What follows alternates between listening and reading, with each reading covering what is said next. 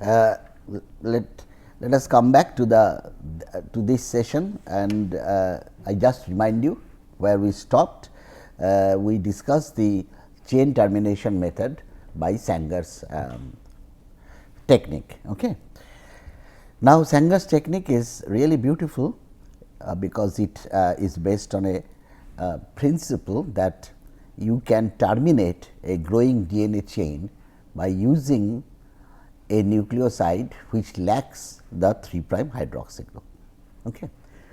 Now, the problem is that with this type of technique, the method is not very very quick or rapid, because you have to, first of all, you have to have 4 lanes in the gel, and then you can in one go you can say determine up to 100 base pairs, 100 base sequences, not base pairs, 100 base sequences in one shot you can do. Now, suppose you have millions of base pairs in the genome of an organism. So, how much time it will take, and that one can think of. The time will be really, it's years before you can really determine the whole sequence of the genome. By the way, genome is basically the whole DNA that is present in an organism. So, that is what is the genome. Okay. And this, to determine the sequence of the entire genome, that is very difficult using Sanger's technique, because first of all, one limitation is that it can go up to only 100 maximum, and then the second one is more important, and that is that after everything is done, then you have to run 4 lanes for the electrophoresis. These are the 2 limitations there. So, people started, because if you run 4 lanes, that means your gel size will be more, your applied voltage has to be more. So, it may not be also very economic. Okay. Apart from time constant, economy is also important. So, people started looking at other ways using the same principle of dideoxynucleoside triphosphate, but trying to do something which can work in one type of lane, in one lane. So, that you finally your gel you can run in only one lane. Okay. You do not have to do the 4 lane gels. So, 4 lane gels need to be replaced by a single lane. Now, initially what was done? Initially, what the change that was brought in Sanger's technique was that the primer, because people see radioactivity is one issue that people try to avoid, because it uses also radioactive phosphorus. So, when you work to determine the sequence, even by Maxim Gilbert, you have to use radioactivity. For Sanger's method, the primer had the radioactivity. Okay. So, people thought that, okay, let us take a primer which has got a fluorescent label at this end, and these fluorescent labels have different colors. See, one is suppose the red, that is fluorescent label, another is say blue, another is say suppose green. So, you take 4 different labels, a green label, a red label, and let me see whether I can take any other. Okay, a blue label. A blue is already done. So, maybe I will take a yellow fluorescent label. Yellow is not very visible, that is why I was not very keen to take the yellow one. Let us say I take this one, a dark violet. Okay.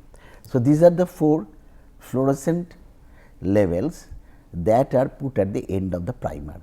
Okay. Now, what you do? You take that strand that you want to know the sequence, and in a test tube, what you do, earlier there were 4 test tubes, now also there are 4 test tubes, and you now add, in one test tube you add this primer. So, this primer will now be attached here. Okay. This primer will be attached here, and suppose your first test tube you are adding DD ATP. You are adding DD ATP along with all the D NTPs and the DNA polymerase and magnesium. So, what will happen now? Because you are adding DD ATP, so the chain will terminate wherever there is requirement of A. Okay. Suppose the chain will terminate here and another chain will terminate suppose here. Okay. But the interesting point is that whatever oligonucleotides, truncated oligonucleotides are made when there is requirement of DD ATP, when there is requirement of DATP, instead of that DD ATP is taken, they will all have the same primer with this dark violet fluorescence. Okay. So, in the first test tube you added this primer, you added DD ATP. So, all the truncated oligonucleotides will show fluorescence, these are fluorescent levels, will show this dark violet fluorescence. Okay. Now, in another test tube what you do? You do a very similar experiment, but you take the primer which is having a green fluorescent band. So, if you do that, then what will happen if the second one is say you are adding DDCTP. So, then all the truncated ones, truncated oligonucleotides will have only green fluorescence containing this whenever there is requirement of C. So, that truncated pieces will all have green fluorescence.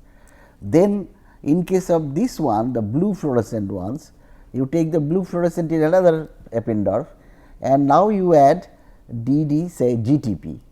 So, you know that for the blue fluorescent, the oligonucleotides truncated which will show blue fluorescence, there must be G that is required at that point, because you are adding dideoxy GTP there.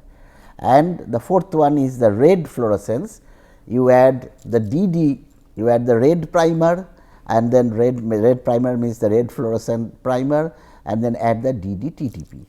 So, what is the outline after doing all this?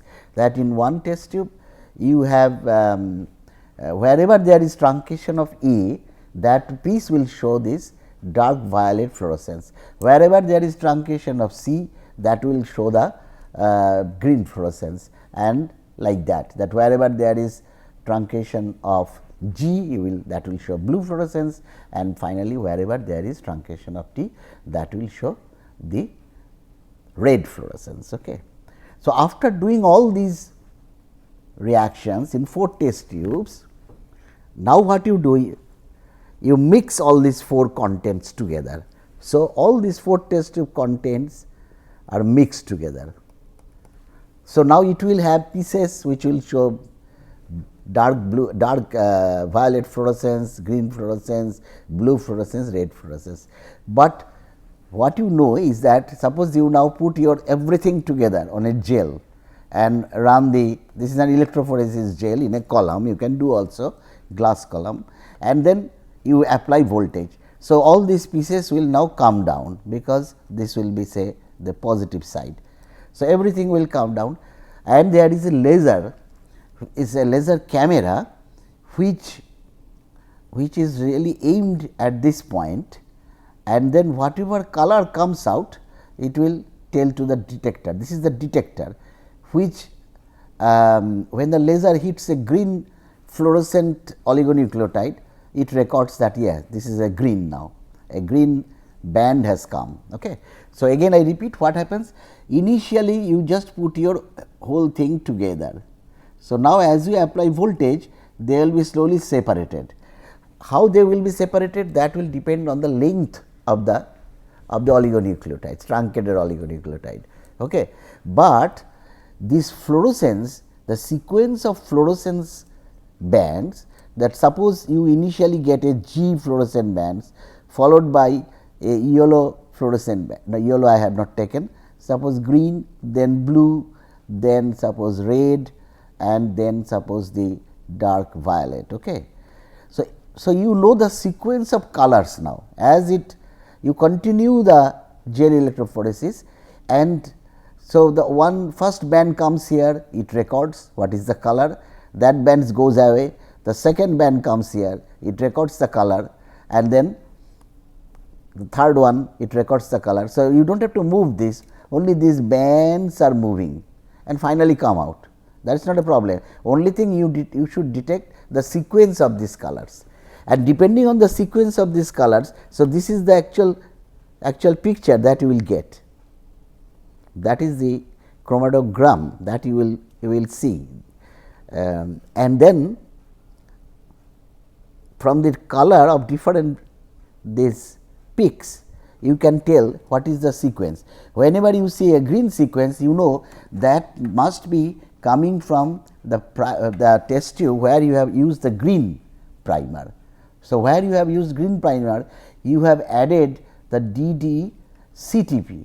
So, there must be a C here then the blue primer you have used a G. So, that oligonucleotide must be having a G, and then you have a red. So, red one is the TTP. So, you have a T, and then the dark violet you have used the ATP. So, like that the sequence will be according to the color sequence, your base sequences will be determined. Okay. I hope this is clear. So, this technique, to summarize, that you have to use the primer, 4 primers with different colors, different fluorescent colors, okay. And then you have to do the reactions in different test tubes, and you have to add the DD ATP like previously. Like previous cases what Sanger used, his primer was same in all the cases, because all are radioactive. Here the primers have different colors, the base sequence in primers are same, only the fluorescent the 5 prime wedge is attached to a fluorescent level, which gives different colors. And then the same, then the steps is same, that I add DD ATP in addition to the other whatever is required all the time, and then DD ATP, DD CTP, DD GTP and DD TTP. Okay, you added that, and then what is the difference with Sanger's and this technique, that then you mix all this, and you can run only a single gel, only a single lane, not a single gel, only a single lane gel, and then you detect the color sequence, and depending on the color fluorescent color sequence, this light is required, the laser detects the fluorescent, gives the fluorescence as it hits the band, and then this records that what is the color that is coming, and the DNA migrates from here to there. Okay. So, this is the next development after Sanger, but then people again questioned it, that can we simplify it even further, because one drawback of this method is that you are doing the reactions in 4 test tubes, okay, in 4 Eppendorf suppose. So, can we do the reaction, can we not do the reaction in one and then do the sequence technique. So, the next challenge is to doing the reaction in only single Eppendorf and then do the a kind of a similar kind of assay. But if you use the primer of different colors, you have to use different test tubes, different Eppendorfs. Okay.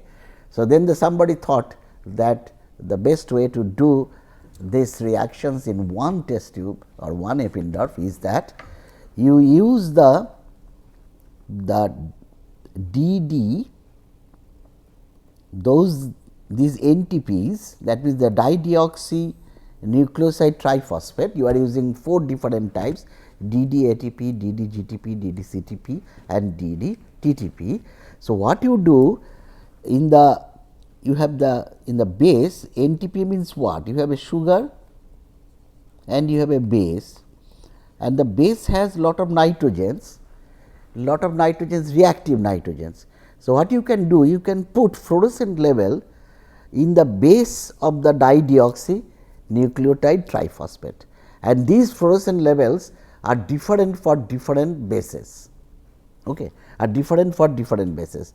That means, what is done is, now instead of the primer being colored differently, means fluorescently labeled differently, now what you have, the primer is same, but your bases, dideoxy bases have different colors.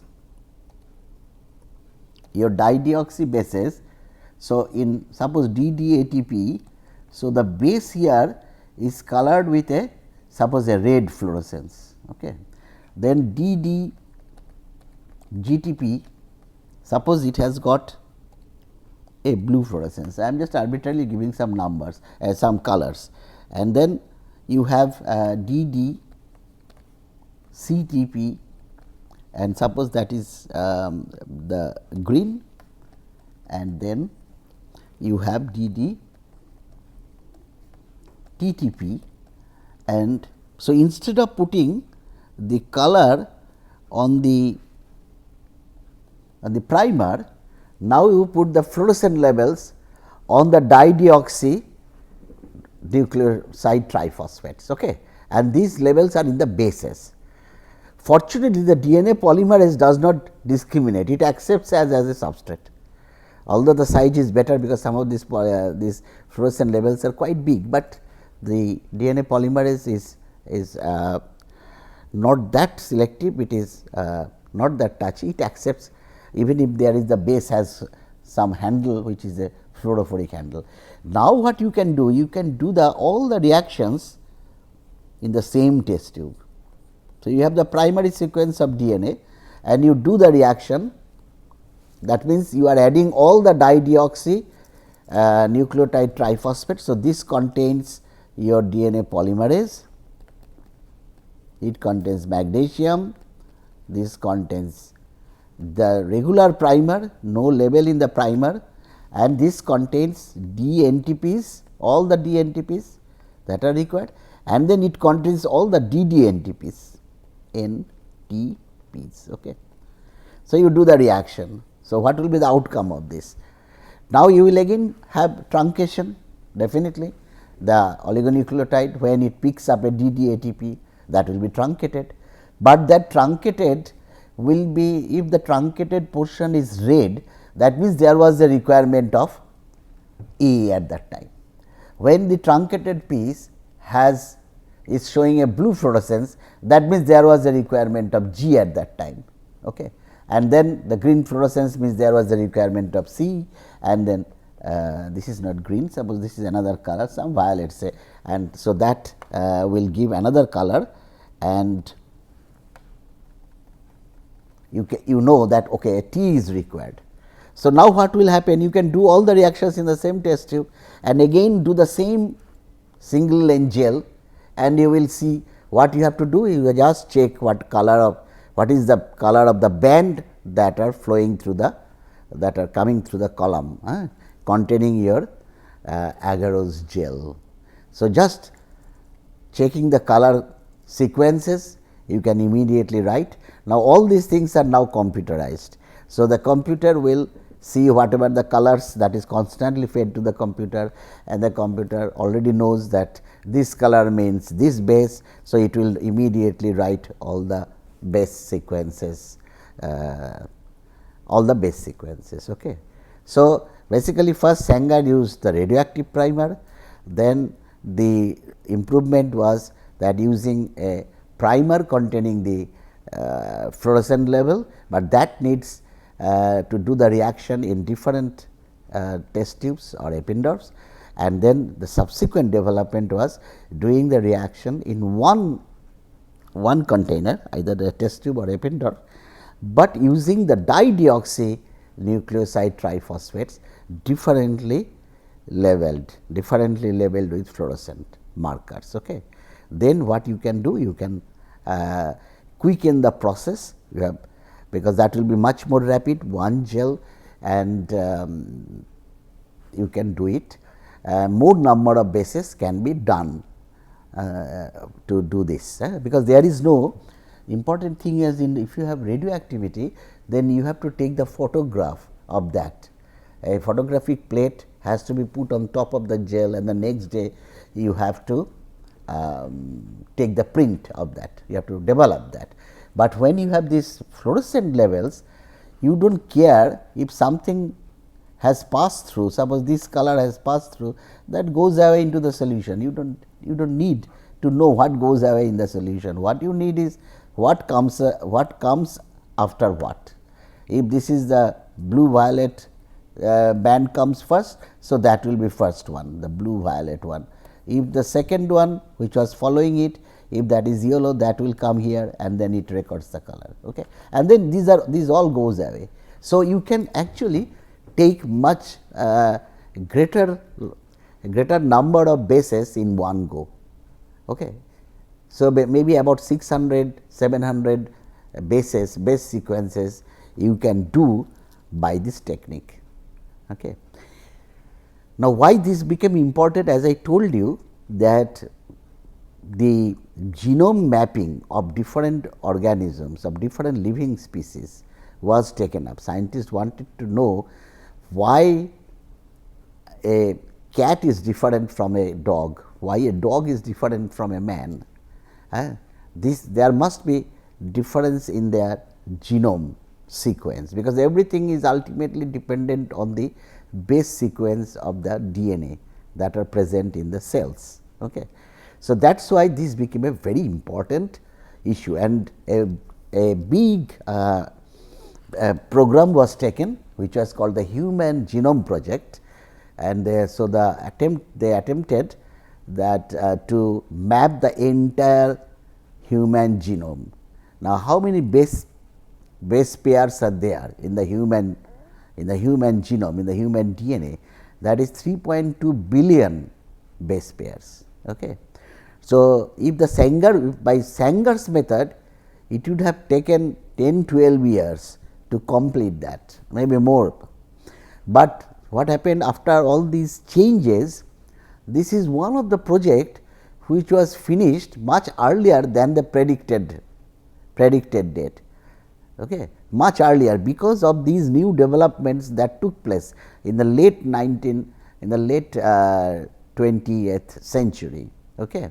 And that is why this became very important, and that gave rise why you do not to know the genes, the sequence of bases in human, because we know that the same drug does not work, may cause acidity to some person, the same drug works very well for another person. Okay. Now, what is that? That means every person has some differences somewhere in their gene, and then if you know those differences, then you can what is called personalized medicine. So, today we are in the era of personalized medicine. That means, if your gene sequence is known, and then the doctor just check the gene sequence and say that okay, this drug is going to work for you, or this drug may not work for you. So, now this is person specific, although we are not right there, but now in the western world there are cases where personalized medicine, especially when they treat cancer, they actually adapt this, they know the gene sequence very quickly of that person, and then compare with a healthy individual, and then immediately they can find that this is where is the problem. So, this type of medicine has to be given to that person. So, this is what is called personalized medicine, and that is only possible after the development of the Human Genome Project. Now, even these methods that I have told you, the fluorescent based methods, that also took 3-4 years to complete the process of sequencing, of DNA sequencing.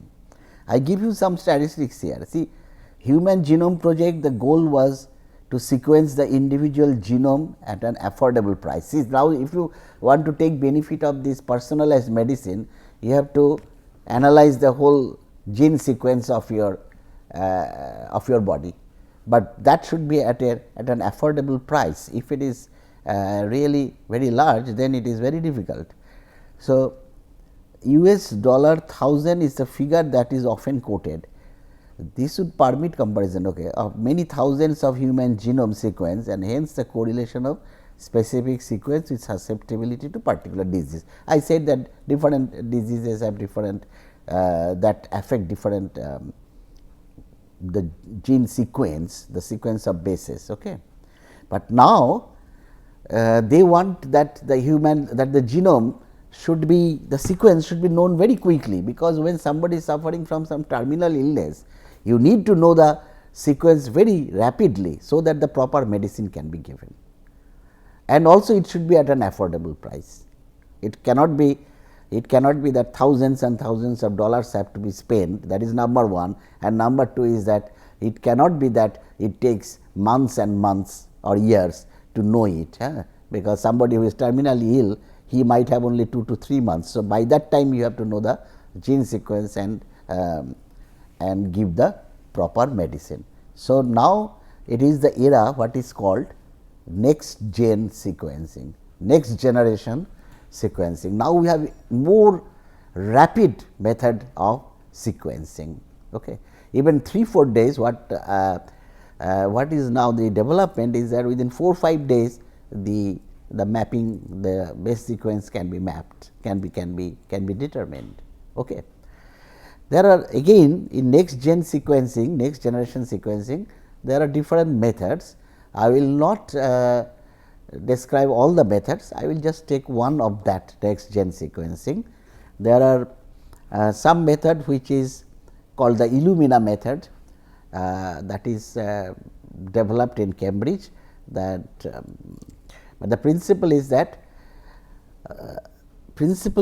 in earlier methods, whatever we have said, they are not real time determination of the base sequence. What is real time determination of base sequence? That when the base is added, when your dideoxynucleoside triphosphate is added or any other correct base is added, at that time you cannot determine the result. What you have to do, you have to wait till all the reactions are over, then compile them and do the electrophoresis.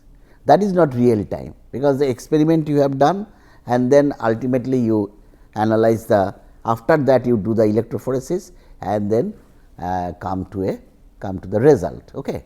So, but the real time is that whenever the base is taken, at that time you know which base has been taken.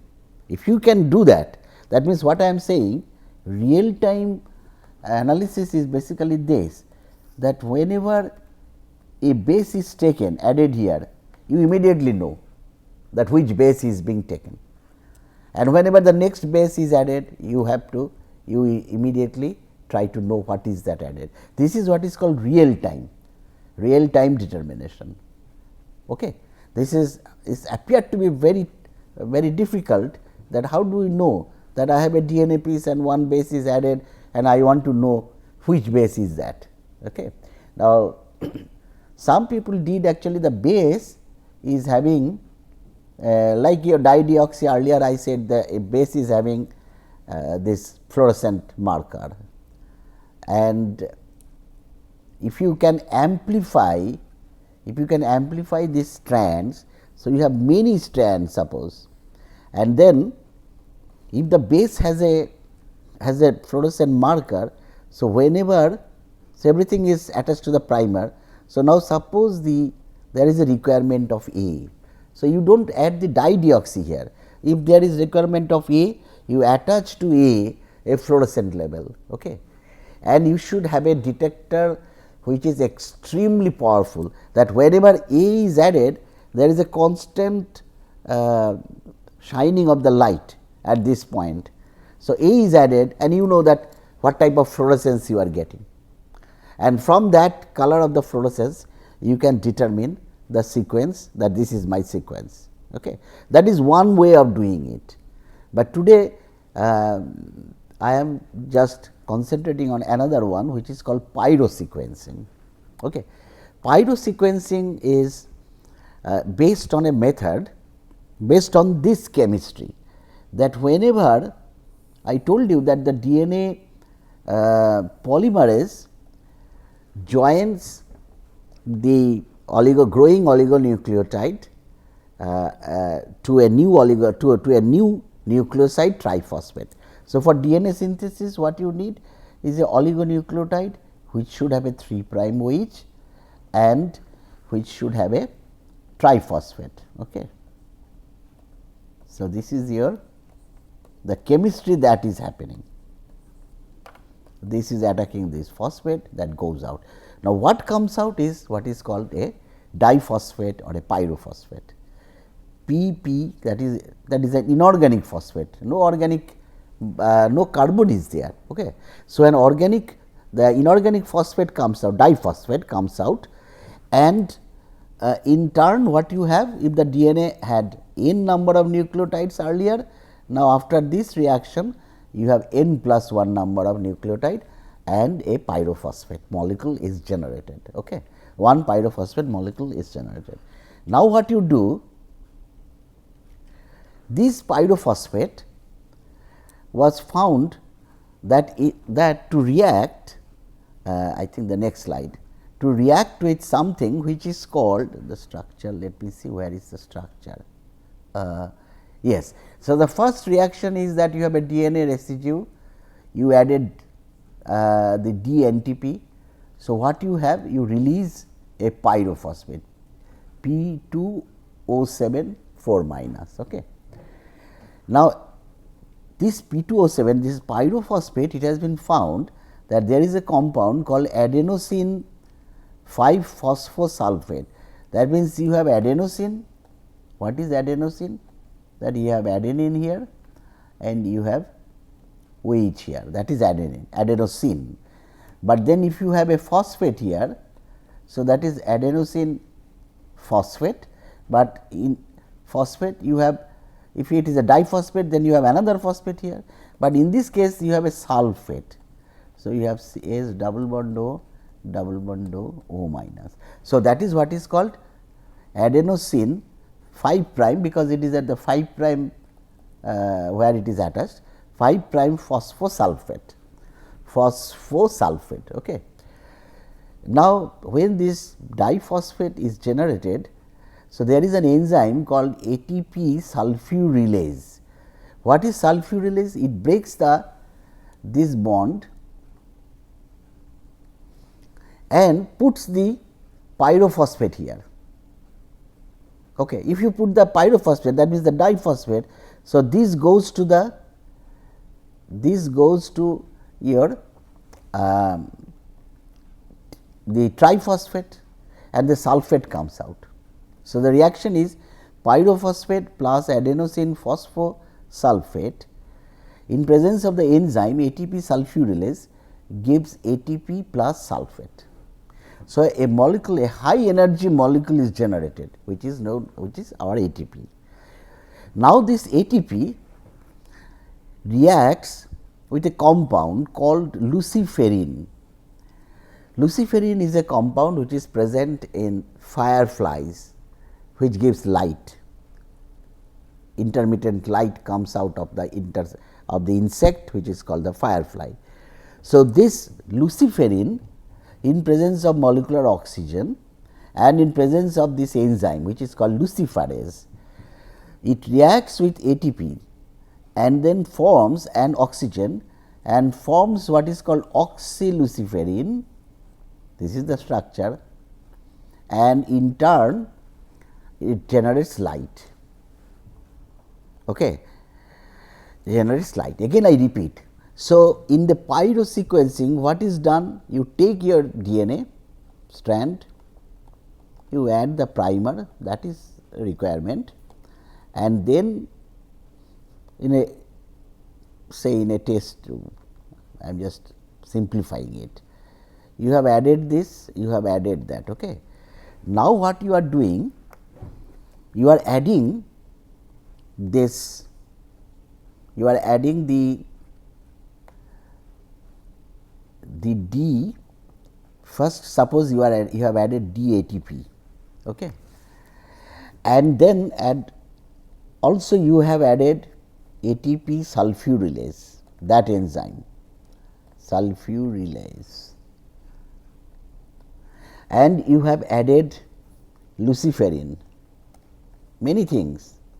It appears that how does it work with so many chemicals inside, luciferin, and you also add luciferase, that is the enzyme which generates light when luciferin reacts with ATP in presence of oxygen. So, light comes out. Okay.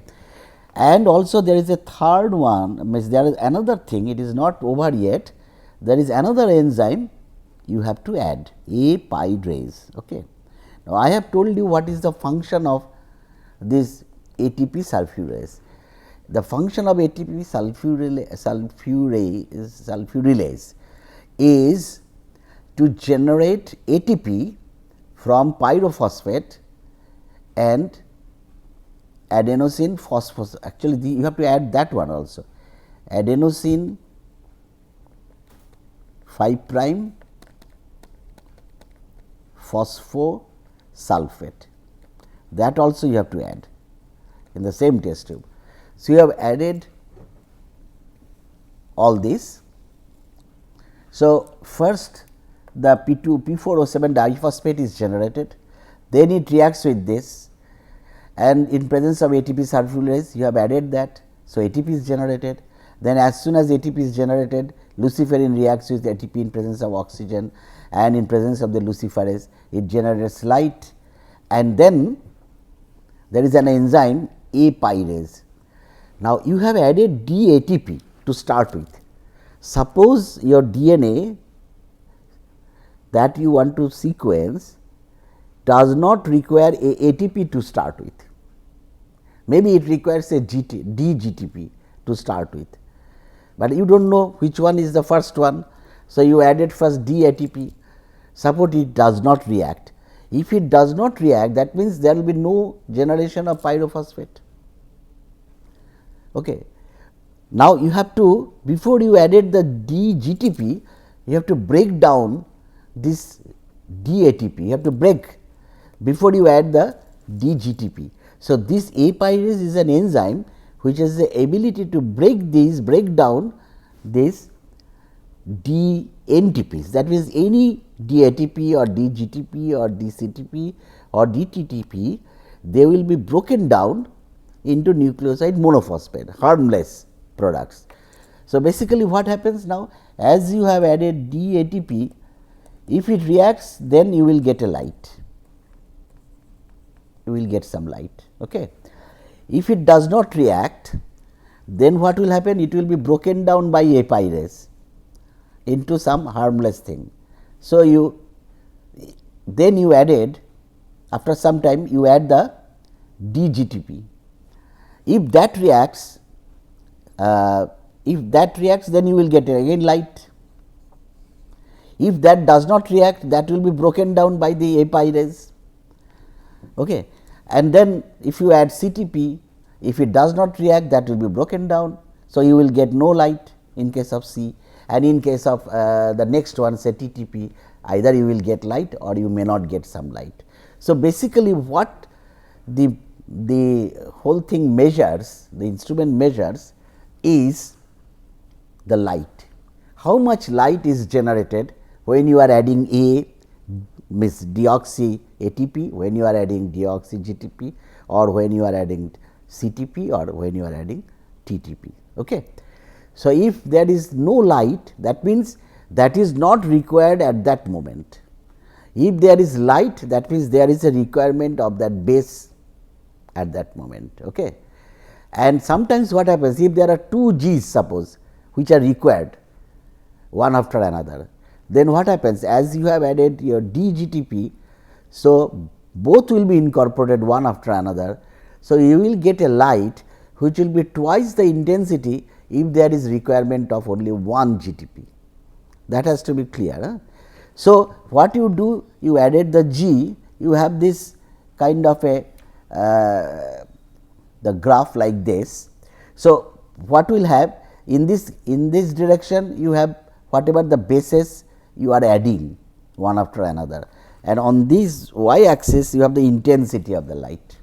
Okay. So, from this picture what you how to know what is the sequence. So, you have added G here and that is the intensity that you have got intensity of the light. Remember, the light comes from the generation of ATP which reacts with luciferin to give oxyluciferin, and in presence of that happens in presence of luciferase enzyme gives the light.